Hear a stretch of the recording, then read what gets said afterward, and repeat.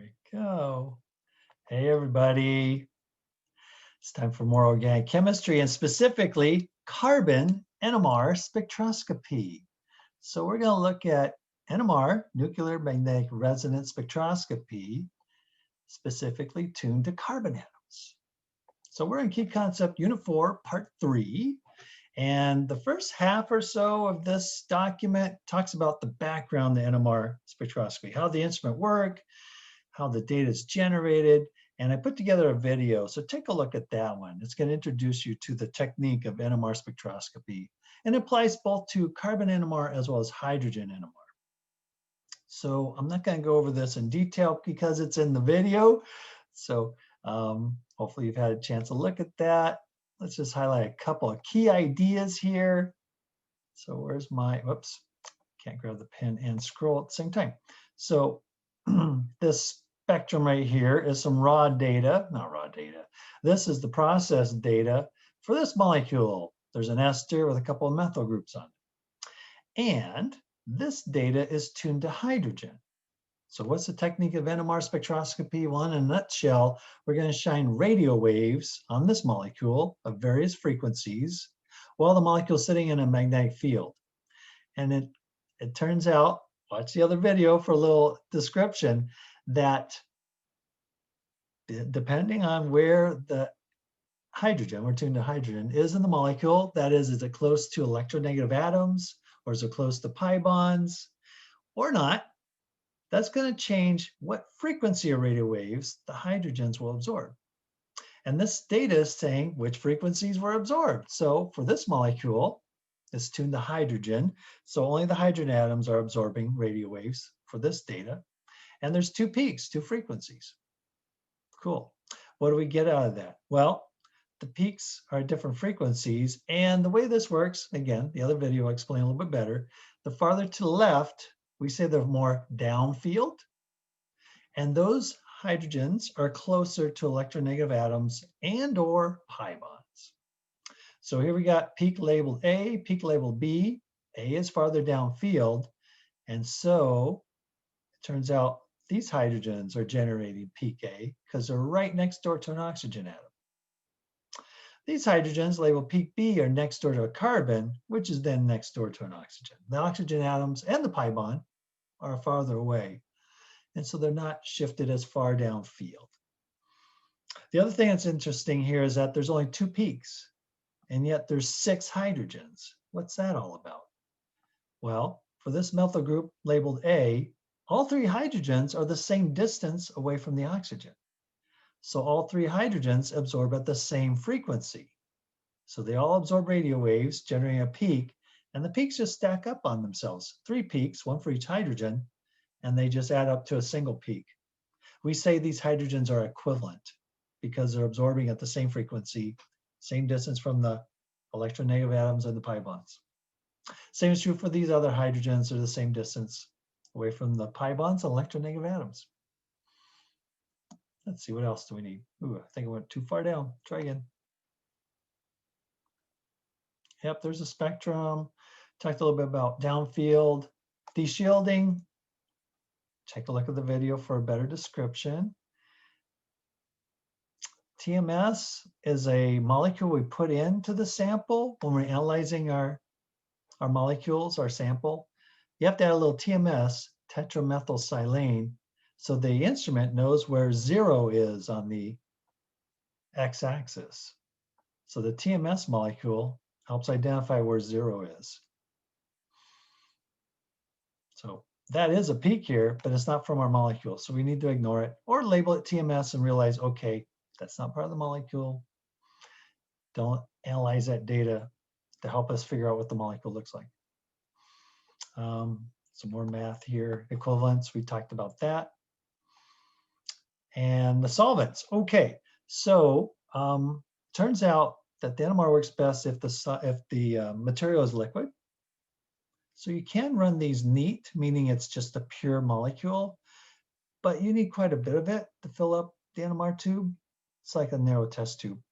And so oftentimes we dilute it down. Also, you can get some weird effects if it's too concentrated. So sometimes it is helpful to dilute it down. The trick, though, is that the molecule you're using as a solvent, if it contains hydrogen and you're doing hydrogen NMR, we're going to see a big peak from the solvent. And by comparison, our molecule is going to be in smaller concentrations and less apparent, less easy to analyze, and less, the data would be kind of overwhelmed by the solvent molecules. So what we can do is use solvents that don't contain normal hydrogen, but contain deuterium, hydrogen that has a neutron in it. And turns out deuterium, although it is hydrogen, because it's not exactly normal hydrogen, it's deuterium, it absorbs frequencies of radio waves differently than normal hydrogen, hydrogen without a neutron. So it's very expensive, but it is possible to buy solvents that have completely, well, nearly completely deuterium atoms. Cool. So we got water, D2O, heavy water, chloroform, which is CHCl3, but here it's CD because deuterium replaces the hydrogen. And then DMSO, remember that from SN2 reactions. It's a really good solvent and it dissolves a lot of things. So if you want to use some DMSO, well, there's 6 hydrogens that need to be replaced or substituted with deuterium. They are expensive, so if we get back to the lab, try not to waste them. We do have an NMR at LMC. Okay, on to new stuff that was not covered in the introductory video.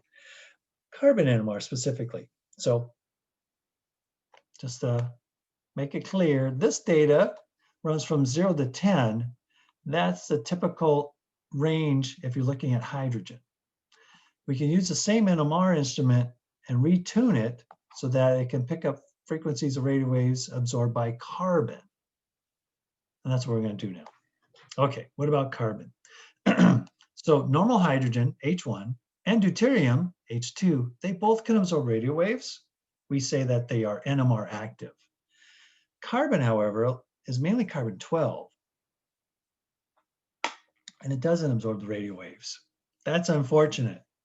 But thankfully, not all carbon is carbon-12. 1% of the carbon on planet Earth and probably in the universe is carbon-13, and that is NMR active. It does absorb radio waves. But that means out of all your molecules that contain carbon, only 1% of those carbon atoms can actually give you any data. And so that kind of suppresses or degrades the data a little bit. Hydrogen NMR, where 99% of the hydrogen is H1 and it's NMR active, you can get better data and actually more and different data from hydrogen NMR, just because most of those hydrogens, 99% of them, are NMR active. So the bottom line is hydrogen NMR is much more useful, much more powerful at giving you data that helps you decide what the molecule looks like, what its chemical structure is. So you can complete structure elucidation. Carbon NMR is still useful, although not as much as hydrogen NMR, but still it's useful. Okay, so we're going to start with the less useful one, carbon NMR. And there's basically 2 characteristics that the data can give you about your molecules. So 2 properties of the carbon NMR spectrum. First is you get a bunch of peaks, and where they are, left and right, or really upfield or downfield, that can help you indicate functional groups. So let's see, where did I put it? We'll have a correlation table.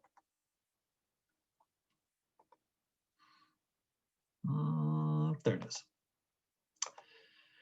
Here's the carbon NMR correlation table, and you know it's carbon because the x-axis runs from 0 to around 200.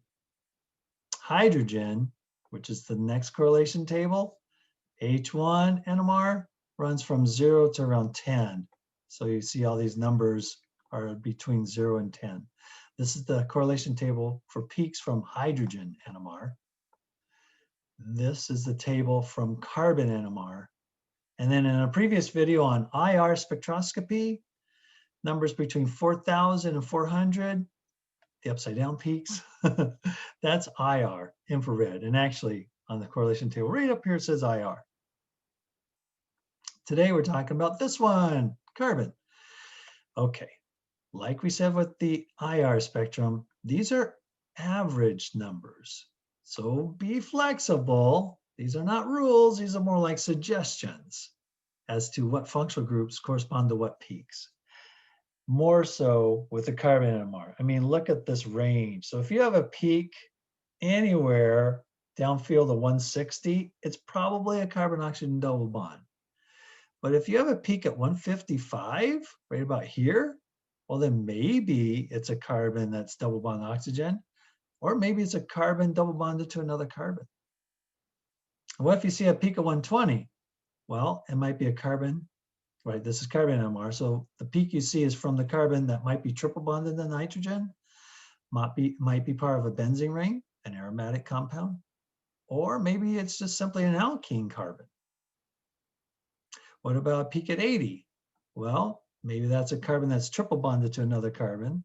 Maybe it's a carbon attached to an oxygen through a single bond. It is even possible that that's a carbon attached to nitrogen or to a halide. Again, these are average values, and a particular compound might have a peak just outside these ranges. So again, be flexible. The correlation table is a suggestion of functional groups.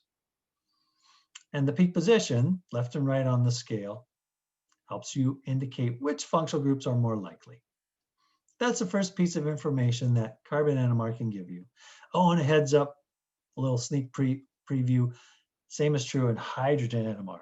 The peak positions also indicate functional groups. There's a little bit of warning. Again, I've already said it. But it does bear worth repeating again. The correlation table shows average values, and it's often inaccurate, so be flexible.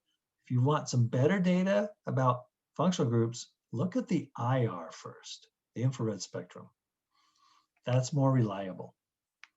In your key concepts, we're using a magnet in the NMR. So here's some stuff about magnetic fields. I thought it was interesting. I just put it in here for just interest's sake. It's not on the exam, but it's actually pretty cool is that MRI, that medical imaging machine, is actually a special type of NMR. Yeah. So in the lab and at LMC, we have an NMR. So you put a compound, unknown compound, between two poles of a magnet, shine some radio waves in there, see which frequencies are absorbed. And then in MRI, I say that right? MRI, magnetic resonance imaging, like maybe you sprain, tear your ACL or something, you want to go get it imaged. It's pretty expensive, but they put a person between the poles of a magnet and shine radio waves on you, on your body. Radio waves aren't harmful, they're low energy. There's radio waves all over the place, right? Turn on a radio and you'll pick up radio waves. They're not harmful, they're low energy. So shine a bunch of radio waves while you're sitting in between the poles of a magnet, and we can detect and get data. Turns out hydrogen's bound to water, can absorb those radio waves. And through a lot of computer analysis, you can actually get three-dimensional images of where those water molecules are and what they're next to. Are they in the bloodstream, part, next to the bone, part of soft tissue, whatever. And then pretty amazing, shining radio waves in there and getting a three-dimensional map of the inside of the human body. Pretty cool. But it is a type of NMR. All right, more about NMR. The second property of carbon NMR is that the number of peaks is going to tell you how many different types of carbon atoms you have. So I think in the introductory video, we introduced the concept of equivalence. I actually just mentioned again, back up here with hydrogen NMR, right? We said, hey, there's only two peaks, so there's two types of hydrogen. One hydrogen is on a methyl group next to O. Another hydrogen's on a methyl group next to the carbon-oxygen double bond. Two types. Different distances away from the electronegative atom and the pi bond. Same is true in carbon NMR. So here we have acetone. How many carbons are here? 3, right? It's a skeletal drawing in the middle. There's a carbon that's double bonded to oxygen. 3 carbons. We're expecting 3 peaks, but here's the data. There's only 2 peaks. What's going on? Well, the carbons of the methyl groups are the same distance to the oxygen. They're equivalent. And they're the same distance from the pi bond too. Another idea is that there's a plane of symmetry right down the middle. So the left half is a mirror reflection of the right half. That also tells you that these carbons are equivalent. They're going to produce the same peak, or each carbon absorbs radio waves at the same frequency and they add up. Okay, knowing that there's the molecule symmetrical, and even though there's 3 carbons, we would predict there should only be 2 peaks. The 2 methyl groups should produce 1 peak. And then the carbon directly attached to the double bond of oxygen is a second type of carbon, a second peak. And which one's which? Well, let's go back and look at the correlation table. Where did I hide it? Oh, on the other document, I have to unshare. Remember, the carbon-oxygen double bond was actually farthest downfield. And in fact, you don't need the correlation table. If you remember that peaks are shifting to the left downfield when they're closer to electronegative atoms and the pi bonds. And hey, the carbon is part of the double bond and directly attached to an oxygen. So this carbon is right over here. This carbon is generating this peak. And the 2 methyls, they're farther from the oxygen, and the pi bond, they're farther upfield. And look, the peak is actually almost 2 times as tall. Okay, in carbon NMR, you really can't trust it. It's more of a suggestion. Turns out it is true. There's 2 methyls here, 2 carbons, twice as many as over here. And so I would expect the peak to be twice as big. But if you carefully measure it, it's not exactly twice as big. It's pretty close. That's not always true, though. It's not always proportional to the number of carbons that produce the peak. So just be a little cautious with that. Okay, and then unfortunately, that's pretty much it for the carbon NMR. The peak positions, this is downfield, this is upfield, and the numbers. I got 2 peaks here. We'll need more information to be able to identify the structure of the compound, but it's a start. There's one more thing. Oh, let me clear the screen, make sure I didn't forget anything else before I move on to DEPT NMR. Oh, gotta close this. There we go. And there it is. Nope, DEPT NMR is next. Okay, there's one more thing. Remember we talked about MRI, powerful computerized instrumentation, doing some pretty clever things 3-dimensionally with radio waves. Okay, a lot of technology there. Little lower technology, but still pretty powerful, is we have something in our NMR that allows us to do DEPT NMR. It's a special computer program using the radio waves in a particular fashion. And well, you can ask me about it if you want more background information, but we're not going to cover the theory. We're just going to use it to help us analyze our molecules. Okay, so what's this all about? Okay, if you want to know the acronym, DEPT stands for Distortionless Enhancement by Polarization Transfer. Yeah, lots of stuff here. It has to do with the attached hydrogens transferring. Polarization kind of makes it feel like plus and minuses. Has to do with the radio waves and the nuclei spinning or flipping rather upside down and stuff and being enhanced, being kind of selected out. Again, that's a poor analysis of the theory. It's a pretty clever procedure, pretty clever experiment you can do in the lab. But here's the outcome. Key steps. Well, first of all, you need a baseline, something to compare it to. So when you're doing a DEPT NMR experiment, first you just need the normal carbon NMR. That's also called the broadband decoupled NMR. So if you see something, hey, this is the broadband decoupled, get ready for some DEPT NMR, but this one is just the normal one. Okay, that's the first thing you'll get if you're looking at all the data from DEPT NMR. You get the normal carbon NMR first. And then this spectrum will have changed in the second piece of information, the DEPT 90. In this experiment, your peaks that showed up normally will be suppressed or canceled out, except for carbons that have 1 attached hydrogen. The peaks that come from carbon that have one attached hydrogen survive and are still there.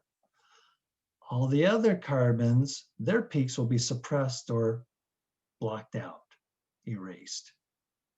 That's kind of cool, because if you compare the two, you look at the normal one, which shows all the carbons giving their peaks, then you look at the other one, hey, which peaks are still there in the DEPT 90? Well, that tells you the carbons that possess one hydrogen. Then there's a third spectrum called the DEPT 135. 135 has to do with an angle of 90 degrees, an angle 135. More theory. Again, you can ask me about it for more information. Here's the bottom line. The DEPT 135 takes the normal carbon NMR, and for carbons that have two hydrogens, their peaks get flipped upside down. They look negative. In the original carbon NMR, the carbons that have an odd number, either 1 or 3 hydrogens, will still be vertical. And any carbon that doesn't have any hydrogens, they're erased. They're removed from the DEPT 135. And so together, the DEPT 90 and 135, you can actually tell how many hydrogens are attached to every carbon. Pretty cool.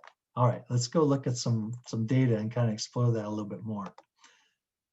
I will check and see if there's anything else here first. I think we're done with the key concepts. We're going to look at some examples now. Yes.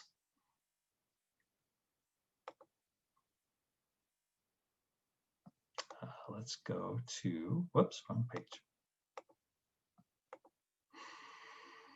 Let's go here.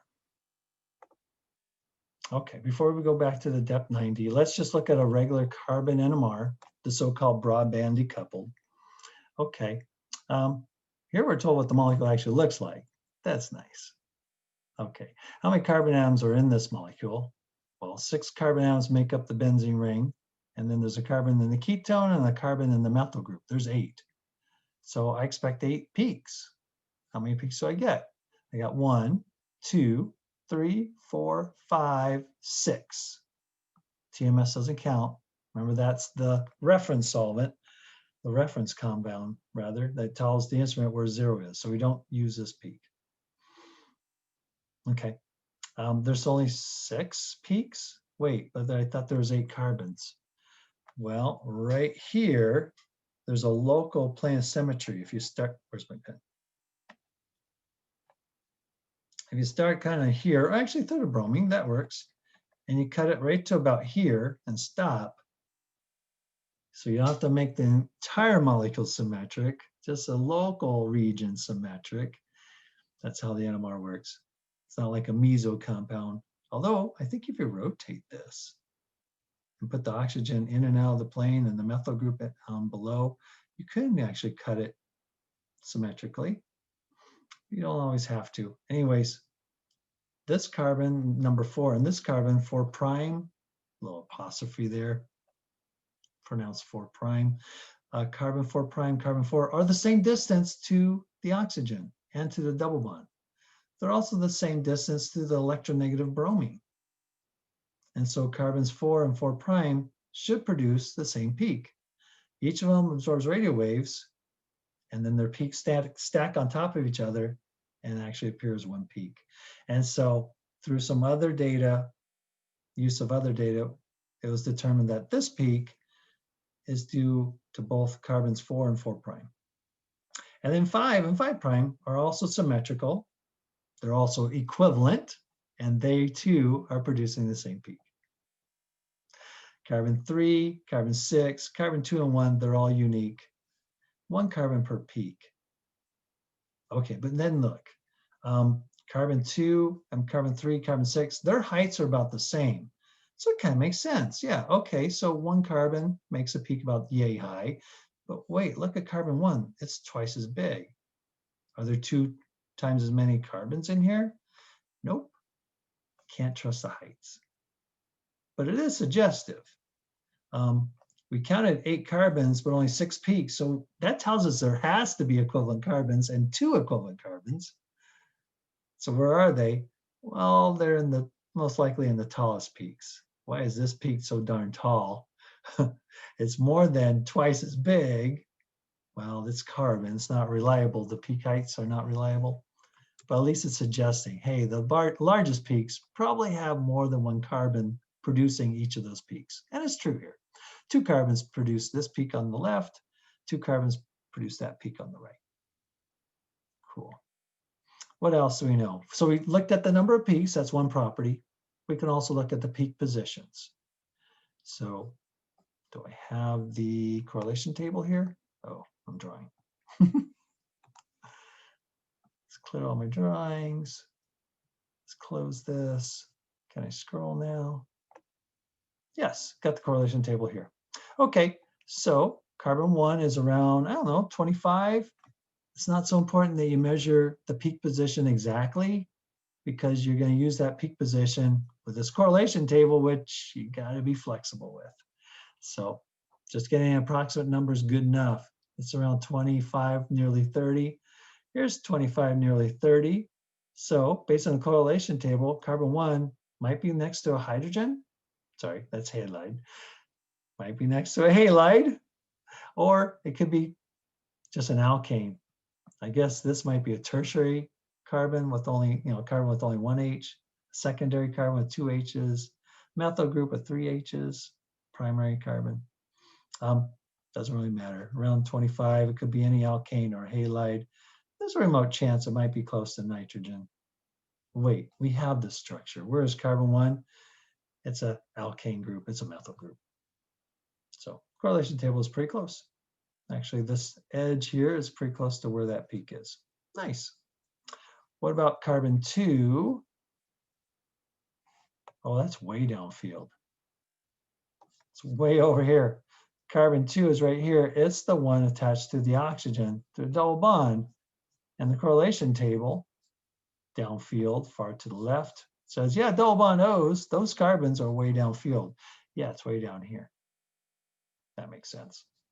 Carbon 3 is part of the aromatic ring. Ooh, aromatic carbons show up around between 140, 120-ish, somewhere in this region. And yeah, between 120 and 140, we have 4 peaks, all due to the benzene ring. Wait, benzene has 6 carbons. Why are there 4 peaks?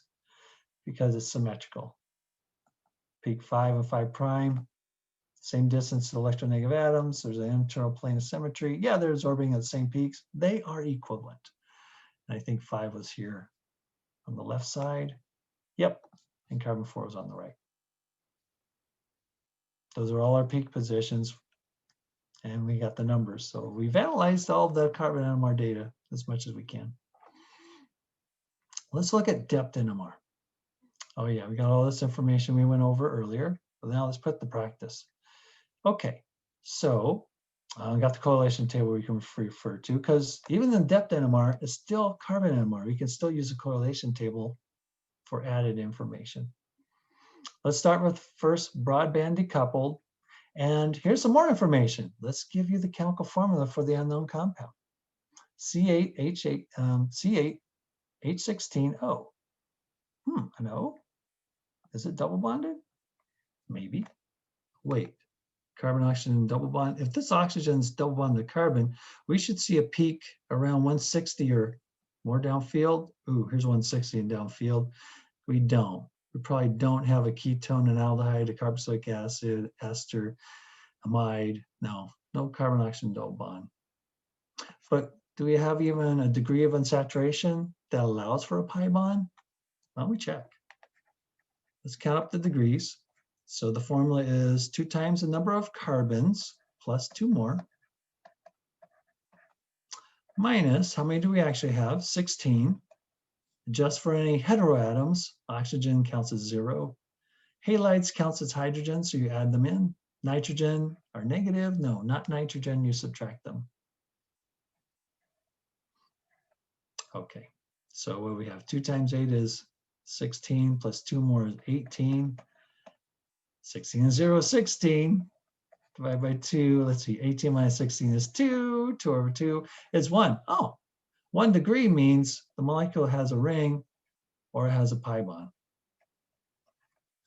it just doesn't have a carbon, at least the data doesn't suggest it has a carbon-oxygen double bond. Wait, here's a double bond, carbon-carbon between 140 and 120. Hey, we have 2 peaks here because we have 2 carbons making a double bond. So there's our degree of unsaturation. There is an alkene in this compound. That's what the NMR data is telling us based on the position. Nice. That's 2 of the 8 carbons. What are the other 6 carbons doing? Well, let's see. Let's count them. We have 8 carbons. Count the peak. I got 1, 2, 3, 4, 5, 6, 7, and 8. Hey, there's 8 peaks, 8 non-equivalent carbons, and there's 8 carbons in the molecule. That means there's no internal plane of symmetry or a local plane of symmetry. There's no 2 carbons that are equivalent because they would combine to form the same peak.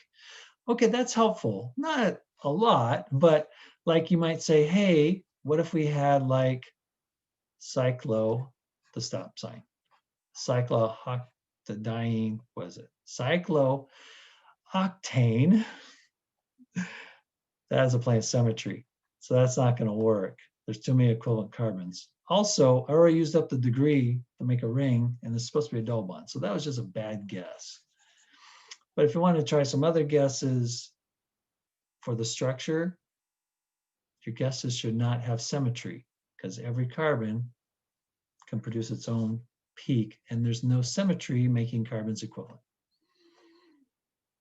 Okay, so based on the broadband, I'm almost done analyzing. We can look at more peak positions, but we looked at the numbers, found every carbon non-equivalent. Each carbon makes its own unique peak. We looked at the peak position, decided, hey, the degree of unsaturation means there's an alkene here because these 2 peaks are in the alkene region. What about this one at, I don't know, let's look around 70. Around 70, well, that's interesting. It's right smack in the carbon-oxygen region. So maybe this is a carbon that's attached to an oxygen based on the peak position. But be flexible. There's another peak at 40. That's way down here. That's less likely to be the carbon attached to oxygen, but still possible. Got to be flexible at the correlation table. That's it. We got 1 pi bond, it's here. We have an oxygen, probably here. The rest of the molecule is saturated. It's just alkanes. And that's what this data is saying. At least these 3 peaks and that peak, those 4, are around 20. And based on the correlation table, peaks around 20. Well, I guess it'd be a carbon halide, but that formula doesn't have a halide. So no, it's not a carbon attached to a halide. It's probably an alkane carbon, maybe a methyl group. That's the most likely possibility, but any type of carbon, alkane carbon rather, is producing these peaks. All right, that's the first start of the DEPT NMR, just the normal broadband decoupled, normal carbon NMR. First one we're going to get is the DEPT 90. You'll have to remember that DEPT 90 means 1 hydrogen. So here's the normal NMR. And this peak at 135-ish is gone. Actually, there's a little nub at the baseline where it used to be. This peak survived. Hey, the second carbon, part of the double bond, because this peak is this peak, and it was not annihilated during the DEPT 90 experiment. This one has a hydrogen on it. Only 1. Ooh, and the carbon that's we think is attached to oxygen based on its position, that peak survived. So this carbon, which has a hydrogen, probably also, well, not probably, it does have 1 and exactly 1 hydrogen. All of these, though, they're gone. They do not possess a single, a 1 and only hydrogen. They could have none, they could have 2, they could have 3. All righty, what else do we know? Well, let's look at the DEPT 135. And what I want to do is compare it to the broadband decoupled. So I cut and pasted it and put it down here. Let's move this out of the way. Okay, so here's the original broadband decoupled, the original carbon NMR. And then we see that this peak here, hey, there's a little nub, but pretty much it was canceled out. So this carbon is not a vertical one. So it doesn't have 3 H's or 1 H, and it's not a negative, it was annihilated. This carbon has 0 hydrogens. It's a carbon with no H's. What about this one? Well, based on the 135, it's vertical. It's vertical. It's positive above the baseline. It either has 3 or 1, but the DEPT 90 already told us it has 1. Yeah, so this is consistent. For the peak to show up in both spectra, it has to have 1 or 3. This has to have 1. Oh, wait, the answer is 1. So we got this carbon with no H's double bonded to this carbon that has 1 hydrogen. And then what I like to do is remember that carbon bonds 4 times. So this carbon still needs 2 more bonds, and this one needs 1 more bond to complete the molecule. This over here, hey, this one survived. Well, it should, because DEPT told us there was 1 hydrogen. And if there's a 1 or 3, the peak should survive the 135 experiment and be positive. This carbon has a hydrogen and an oxygen, and that's 2 bonds of carbon, so there's still 2 more. All right, where's my broadband decoupled? This peak at 40, it's been flipped upside down. It's now a negative peak. So this carbon possesses 2 hydrogens. And if it has 2 hydrogens, that's only 2 bonds, so there's still 2 more bonds to the carbon. And this one as well is a CH2 group, because it's now a negative peak. It was the middle peak here, but the middle peak was flipped upside down in the DEPT 135 experiment. The other 2 peaks that were in the broadband decoupled, the normal carbon NMR, they survived. So DEPT 135 says, well, if they survive, it's still pointing upwards, they have 3 hydrogens or 1, and the DEPT 90 said they don't have 1, therefore they must have 3. So these 2 peaks are methyls. This carbon, the peak from that, the carbon that produces this peak has 3 hydrogens, it's a methyl, and the same is true for this one.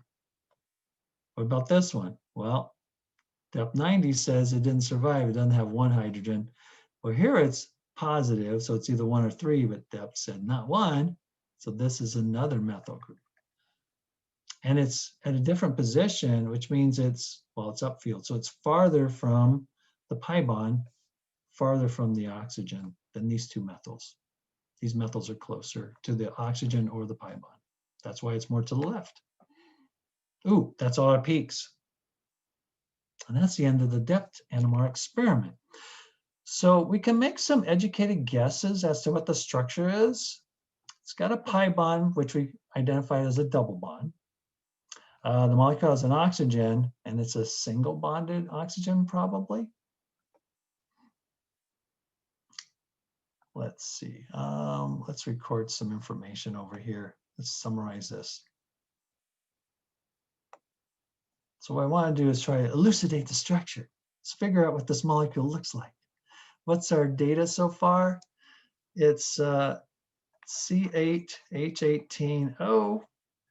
It has an alkene in it. And one of the alkene carbons has a hydrogen and 1 more bond. The other carbon has no H's, 2 more bonds. And let's go back down to the broadband decoupled, the regular one, and just label these peaks so I can keep track of which carbon goes to which peak, right? So the double bonded carbons, one's A, one's B. Peak A is the one that disappears because it has no H's. Okay, over here at peak C is the carbon with the oxygen. That's another puzzle piece I like to think of. There's another, let's put the oxygen up here. And then now this carbon makes 4 bonds. In this case, they're all single bonds. One's to an O, one's to an H, 2 more bonds left over, and that's carbon letter C. This carbon's producing peak C. D here is this one. It turned upside down. So another puzzle piece of the molecule is a CH2 producing peak D. And then let's call this triplet here, 3 peaks here. We got E, F, G. The middle one is the one that flipped upside down. E and F are over here. So we have a methyl group that's E, and another methyl group that's really close to it, that's F. And then there's a CH2 group, sorry, this is G. The upside down peak was F, sorry. Should I sing my alphabet song? A, B, C, D, E, F, G. Okay, so E and the G are the outside peaks, F is in the middle. F is in the middle. That was the upside down peak now. Oh, I want to cluster them together because they all have about the same position, meaning they're roughly the same, not exactly the same, roughly the same distance to the electronegative oxygen or to the pi bond of the alkene. So I'm going to keep them collected together to help remind me when I put these together in the molecule, kind of keep them close, or at least same distance away from one or both of these groups. What am I missing? This is peak F, then G, here's H. And it's another methyl group, but it's farther away than these methyls. That's H. Those are all my puzzle pieces I like to think about, my jigsaw puzzle.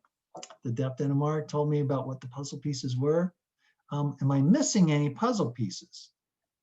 Let's add things up. The original molecule, the complete molecule, has 8 carbons.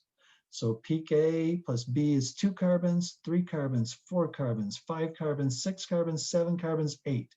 Good, all the carbons are here. There's 18 hydrogens. You got 1, 2, 3, 4. 4 and 3 is 7. 7 and 3 is 10. 10 and 2 is 12. 12 and 3 is 15. Wait, we're missing 3. Can I not count? 1, 2, 3. I got D and F. I got E, G, H. Try it again. Let's add them up this way. Let's double check. Is my formula right? 18. Yeah, just go back and check your math. No, there's not 18. There's 16. Okay. Sorry. Again. The actual chemical formula is C8H816. Stop it. Oh, okay. And then what did I say? 15 hydrogens. Let's double check. I think that's correct. Let's count it the other way. 3 and 2 is 5. 5 and 3 is 8. 8 and 3 is 11. This makes it 12. 2 more is 14. And there's 15. Wait, we're missing a hydrogen. There's one more puzzle piece. Well, the DEPT NMR told us all the carbons who had hydrogen. So unless I misread the data, we got the correct number of hydrogens on the carbon. Oh wait, what about this oxygen? Oxygen prefers 2 bonds. I only got 1 bond here. So the second bond is to this hydrogen. So put the hydrogen on the oxygen. And I wish we had the IR spectrum of this molecule, because we should see a big broad peak at around 3,400 wave numbers. Right, in the IR, hydrogen bonding hydrogens are way downfield too, around 3,400. Big, broad, what is it called? A strong, broad peak. We didn't get the IR. But based on our puzzle pieces idea, this is the total molecule. These are our pieces. I found a missing hydrogen. I knew where to snap that puzzle piece onto the oxygen, because I don't want to add another hydrogen to these carbons, because that would be non-consistent with the data over here. Okay, it's time for an educated guess. There's more than one way to connect these pieces together. Maybe they're like Legos. Connect them with, this one wants to snap in 2 places. The methyl groups are going to be at the outside of the molecule on the edges. They can't be part of a chain. They'll end a chain or start a chain because there's only 1 bond. Let's go back to this idea. Is there a way to get all 3 of these really close to the pi bond or really close to the alcohol? Well, I could put methyls on either side here. Ooh, but that'd be bad, because if I snap a methyl here and a methyl there, then all those carbons have 4 bonds, and there's no more bonds that attach the other groups. That's not going to work. and doesn't keep this group here.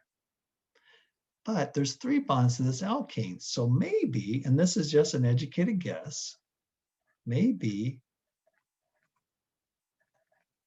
we can connect the methyls, the 2 methyls and the CH2 group to these 3 atoms, 3 bonds rather. And as a guess, what if we put a methyl here and let that be E? Put a methyl here, let that be G, these 2, and then put the CH2 group and let that be F. And now they're all the same distance to the pi bond. And that would be consistent with the data. They should all be about the same distance away to the double bond. Okay, maybe I'll circle those. I use this group right in the middle. That's B. I use these 3.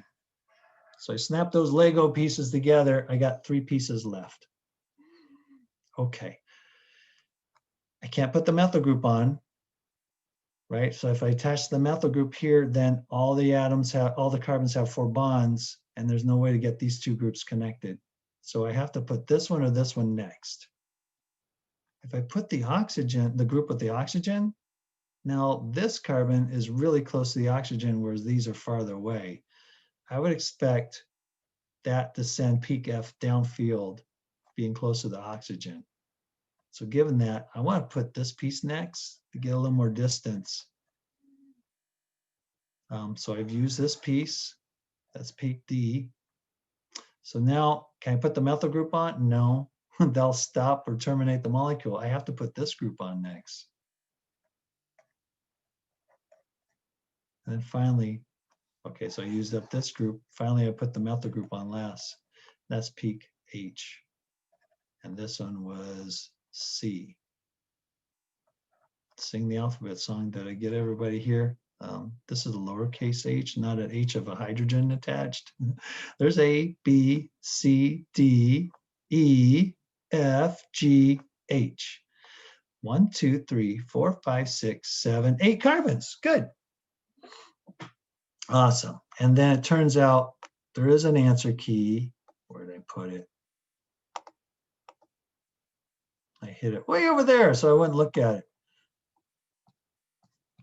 Let's grab it.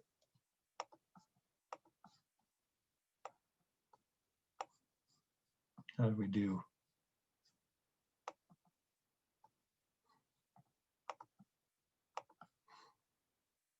Sorry, it's taking longer than I expected. Okay, so right here, puzzle pieces connected together, and okay, that's actually pretty darn good. I didn't expect that. Yay. Okay, that doesn't always happen. I actually hit it on the nose. Nice. There was some logic in here, but I had a lot of luck here. Why did I put 2 methyls on 1 carbon? I could have put the CH2 group here. And that may have given us a decent structure consistent with the data, but I got lucky. Some of you are saying, wait, isn't there a local plane of symmetry here? Aren't these equivalent? Well, go through the double bond and you realize this group is cis to this methyl, and this group is trans to the methyl. So they're pretty symmetrical, but not identical. That's why they don't have exactly the same frequency. Cool. All right, that was nice. So that's the objective. Try and get the data, chemical formula, data will give you puzzle pieces, snap them together, try and get the actual structure. Yay. Okay, this one, however, was very challenging. We had some guesses. I didn't have a lot of confidence thinking I had it. I knew I had a viable structure because it matched the chemical formula and the degrees. The peak kind of matched the peak data. It was a good guess, and it turned out to be the right one. Let's do some more realistic problems, things you'll actually see on an exam. This one, that one we just did, was actually pretty high in complexity. So if some of you are worried about, oh my gosh, we have to do that, well, we're going to build up to that. And we'll do something that might be more similar to this on the actual exam. Okay, we're looking at IR, NMR, what kind? Well, is this mass spec? No, mass spec starts with 0 on the left and increases to the right. But it does have bar these spiky peaks, just like a mass spectrum. But this axis, x-axis, is reversed. It goes from 0 to 200 backwards. That tells me it's carbon NMR. And it also says carbon NMR right here too. You don't always have that label though. So look at the x-axis, figure out what data are we looking at. This is compound C, so kind of ignore that. Here's the chemical formula. I like to work with degrees of unsaturation first. That's a reliable source of data about the molecule structure. So there's 5 carbons, so counting degrees of unsaturation. If it was saturated, it could hold up to 2 times 5 plus 2 more hydrogens to be saturated. It actually has 11 hydrogens and a halide. Hydrogens and halides, they both start with an H. Halides act like hydrogen, so we add them in. But not nitrogen, it's negative. So if there's a nitrogen atom, we would subtract 1 for that negative nitrogen. I don't know if it's negative nitrogen, but that's how I remember it. Halides, though, you pretend they are hydrogen and add them. Okay, what do we got? We got 2 times 5 plus 2 is 12. Minus 11 plus 1 is, it's 12. Divided by 2, this is 0. It is saturated. There are no pi bonds, there are no rings. Okay, so 5 carbons, you can actually start guessing structures right now because it's limited. 5 carbons, it could be branched, straight chain. Bromine only makes 1 bond. So there's not too many structures that are possible. But let's get the exact correct structure. Let's look at the data. Okay, we're looking at the carbon NMR, the broadband, regular carbon NMR. There's a peak here, but it's been labeled for us, CdCl3. That's a solvent. That's not part of the molecule, so ignore it. This one is TMS peak. That's tetramethylsilane. What's it doing here? It's telling the NMR where 0 is. So these methyl groups absorb radio waves way upfield. That's because carbon compared to silicon, carbon's actually more electronegative than silicon. And remember, the trend is as you're closer to the electronegative atom, bromine in this case, you're farther to the left, downfield. Well, carbon's not next to an electronegative atom in TMS. It's close to electropositive, which means these methyl groups will be way upfield. Usually the farthest upfield, unless your molecule has silicon in it, that helps us identify where 0 is. The computer knows, find the peak farthest to the right, assign that the TMS peak, make that value 0, measure the other peaks relative to that. All right, so don't look at that peak or that peak to help you figure out what C5H11Br looks like. 2 pieces of information. One is how many peaks do we have? They'll tell us whether we have equivalent carbons or not. I see 1, 2, 3, 4, 5 peaks. Hey, there's 5 carbons. Every carbon has its own peak. Let's label them A, B, C, D, and E. There are different positions. The farthest downfield will be closer to the pi bond or the electronegative atom. So A is probably attached to the bromine. It's the farthest to the left, farthest downfield. You know what? Maybe we should look at the correlation table to check. This farther down peak, it looks like it's around 35.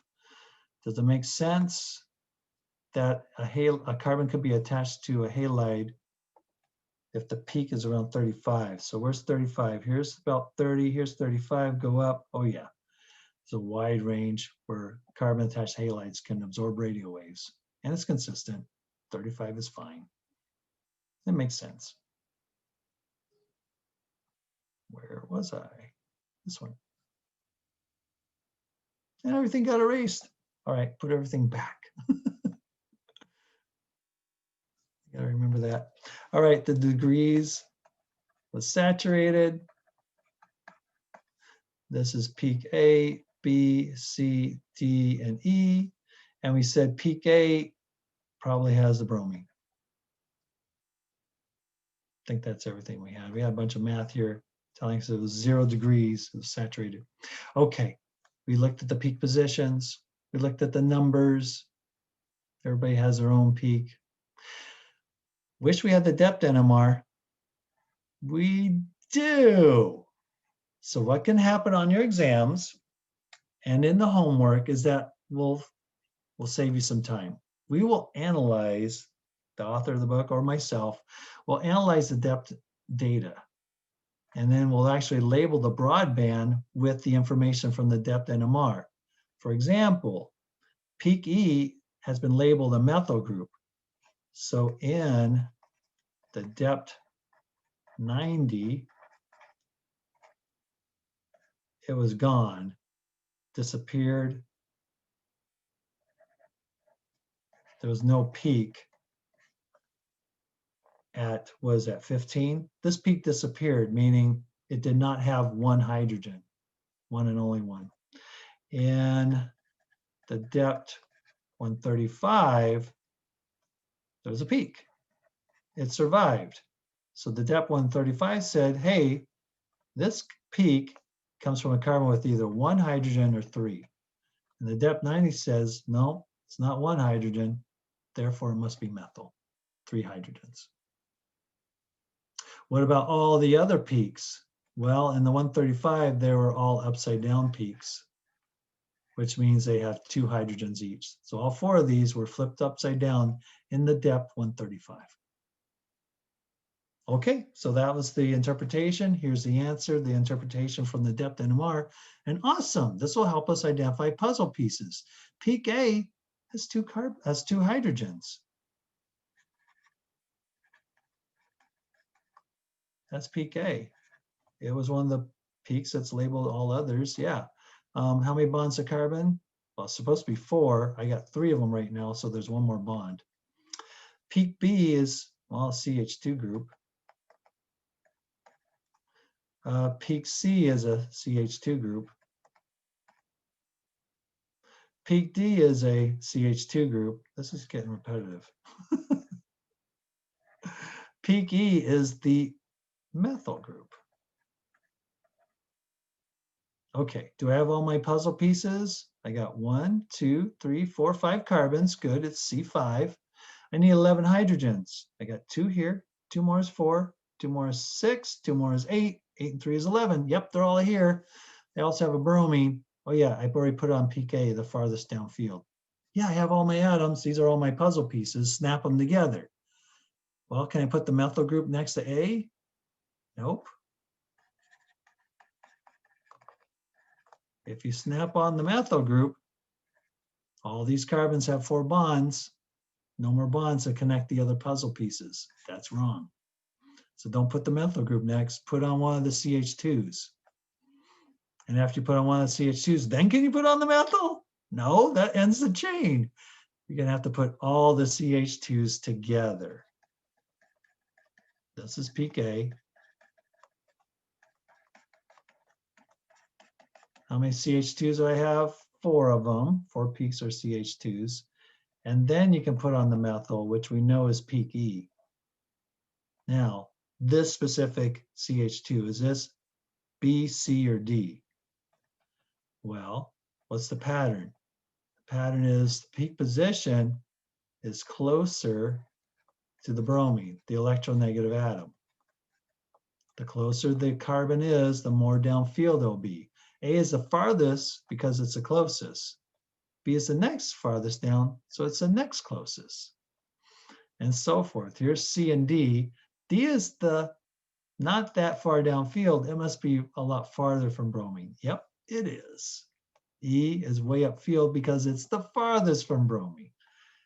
We found the structure. It's just straight chain pentane, and on carbon 1 is bromo. This is 1-bromopentane. You don't have to name it, but why not? No, on the exam, you get credit for the structure. Yay!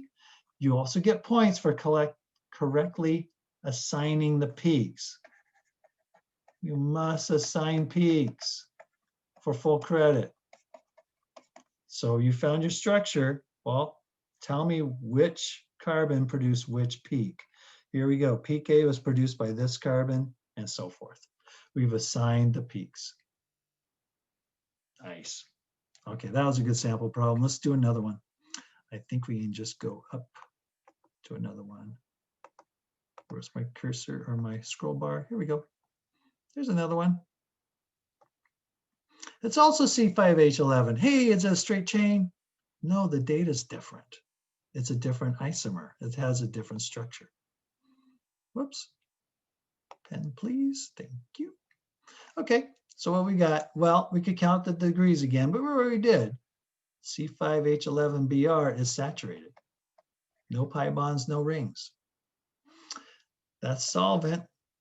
That's the reference molecule. Don't count them. All right, how many do we count?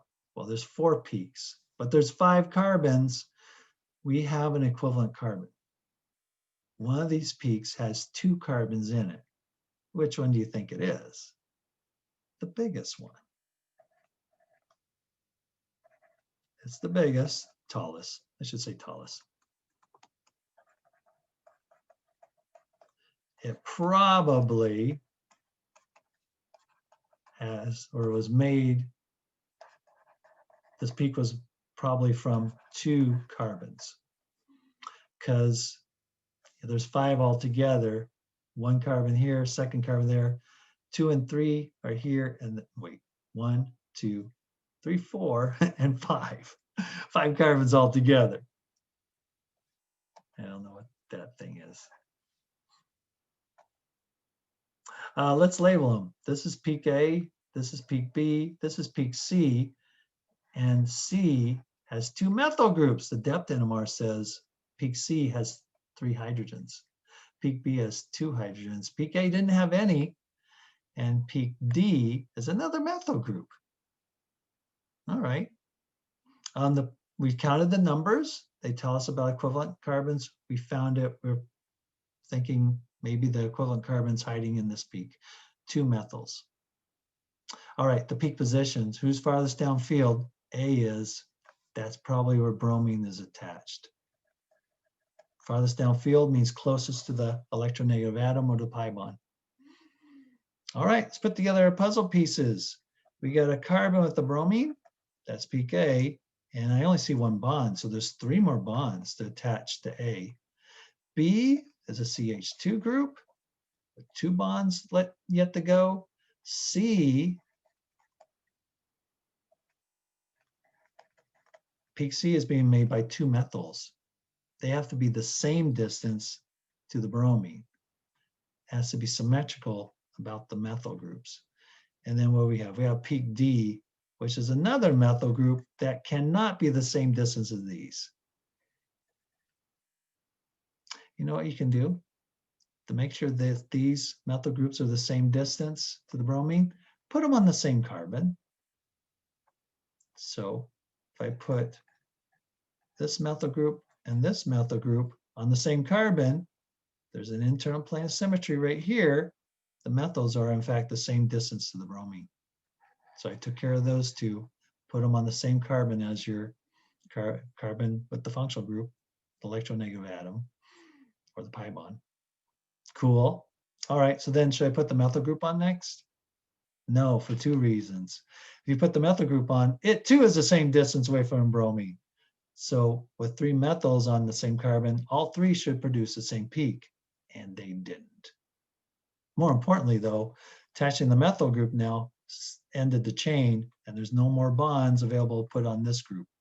This one has to go next. And then the methyl. So B is a CH2 group, and D is a methyl. Is this C5H11? Well, I got 1, 2, 3, 4, 5 carbons. Good. Hydrogens, I got 3 and 2 is 5. Another 3 makes it 8. 8 and 3 is 11. Yes, and I have my bromine. So I have all my atoms. Ooh, and I assigned all the peaks. That should earn full credit. That looks like a good structure. There's one more carbon NMR we can try. Oh, by the way, I should have warned you ahead of time. If you want to try these problems ahead of time, pause the video or go to Canvas and download this document. It's in the homework assignment folder with this video. You can work on it your own, and then you can come back to the video and see how you did. All right, there's one more. Hey, it's C5H11 again, Br. It's another isomer. So you could count the degrees again, but you'll find it's still saturated. It's got the same chemical formula. There's a solvent, ignore it. There's TMS, ignore it. You got peak A, B, C, and D. Two properties of NMR, broadband NMR, the number of peaks. I got 4 of them. Ooh, but there's 5 carbons. That means there's an equivalent carbon again. Where is it most likely hiding? In the tallest peak. It's probably a second one here. So now I have a total of 5 carbons. Who's farthest downfield? That's probably attached to the bromine, peak A again. Yeah, if I keep numbering my peaks from left to right, peak A is always going to be next to the electronegative atom or the pi bond. It's the farthest downfield. All right, that's it for the carbon NMR. I found the peak position data, got the equivalents from the number of peaks. The depth NMR is already labeled. Peak A has 2 H's, peak B has 2 H's, peak C has 1 H, peak D, well, there's 2 methyls because of the equivalents. So let's draw our puzzle pieces. We got bromine attached to a CH2 group. That carbon still is missing 1 bond. B is a CH2 group, missing 2 bonds. C is a CH group. Oh, it's missing 3 bonds. That's peak C. D is a pair of methyls. They're both producing peak D. They have to be symmetrically positioned on the molecule. So I can't put both methyls here, there's only 1 bond, and it will stop the molecule. Can I put both methyls here? Yeah, it's symmetrical, but methyls on methyls makes propane, no more bonds. The methyls have to go here. And it's kind of cool because you put 1 methyl up here, 1 methyl down here, and that's an internal plane of symmetry. You can kind of cut the molecule this way. And now whatever's down here, this methyl and that methyl are the same distance away. That makes sense. All right, so I took care of this puzzle piece. That's piece letter C. This carbon's making peak C. And then I took care of both of these methyl groups. They're producing peak D. All right, what do I got left? I got 2 pieces. This group only has 1 bond. That has to go at the end. Right? If I put this on next, then all the carbons have their 4 bonds, no more room for this one. This one has to go next. So it had 2 bonds connected here. That's peak B. And there's still 1 more bond. So I still have room for this group, another CH2 with the bromine. And that's peak A. Labeled all my peaks. I'm sorry, yeah, labeled all my carbons, signed them to the peaks. Let's check, is it C5H11? BR? Well, there's a BR. And the carbons, there's 1, 2, 3, 4, 5. Excellent. 2 H's, 2 more H's makes 4. 1 more makes 5. 5 and 3 is 8. 8 and 3 is 11. That's the answer. There's the structure. And that's all for now. I'll see you in the next video.